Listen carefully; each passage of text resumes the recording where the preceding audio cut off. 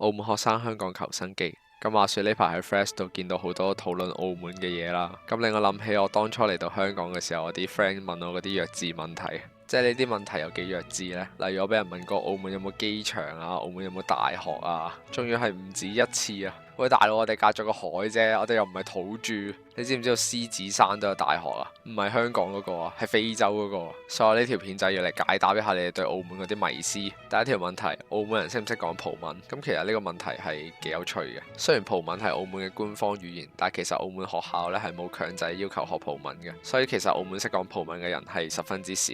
再加上而家咁多外地湧入嚟嘅人，講真，佢哋識講廣東話已經好好啦。第二條問題，澳門人讀咩書？咁澳門嘅中學大概會分文理商三科啦。咁升大學主要有三個途徑，第一個就係考呢個澳門嘅公開試 ，AKA 四校聯考。考完可以讀澳門、大陸或者台灣嘅大學。咁呢個四校聯考係幾特別嘅，因為佢就係考中英數同埋葡文。咁剩翻嗰兩個方法就係保送同埋考國際公開試。咁呢啲就睇呢間學校做法啦。喂，今日係咁先。如果你有咩澳門嘅問題想我解釋嘅，comment 同我講。